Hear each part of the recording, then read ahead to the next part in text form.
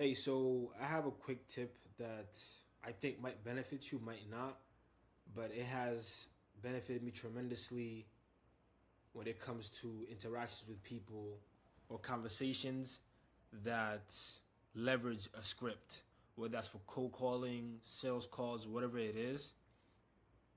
And there's a couple of things that I've done to help enhance the outcome that I get just by leveraging a script.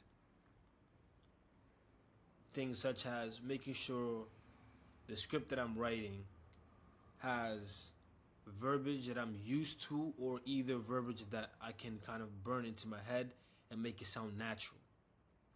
And not only that, a script also, I use it as a map. So instead of it being the first point of the, because some people, I believe, and I've seen, they use scripts in the conversation verbatim.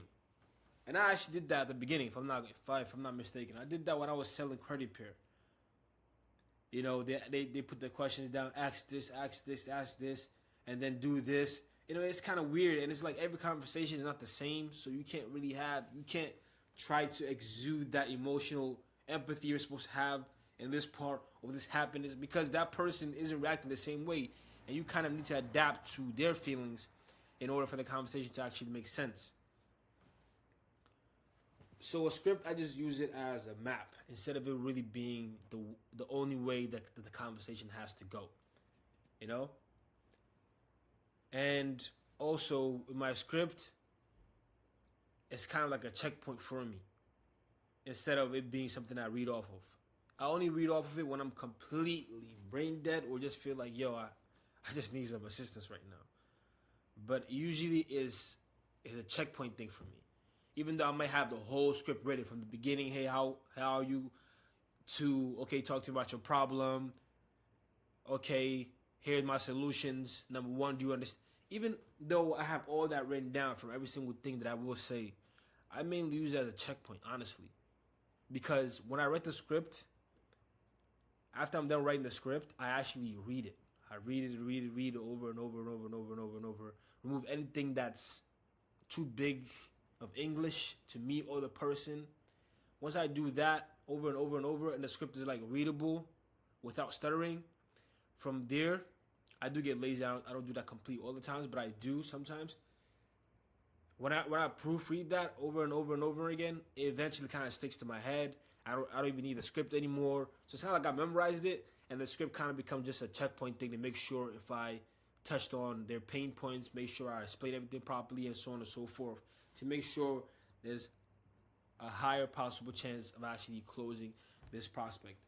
One thing I will also say that's not in accordance to talking about the scripts is that one thing that has helped me when it comes to sales is really not focusing on getting the sale. You know, it might be counterintuitive to some people, but I honestly don't want to force a sale. And sometimes I forget this, but a lot of times I try to force myself to remember this, that my goal is to really have a conversation. I want to meet this person, and if I genuinely can help them, then I might hard sell. I don't know if hard selling is, I don't consider it hard selling if the person genuinely needs the service and I know will benefit from it. That's not hard selling to me. Hard selling is, yo, I know you don't need this, you're not going to benefit off of this, and I just want to make money. That's hard selling.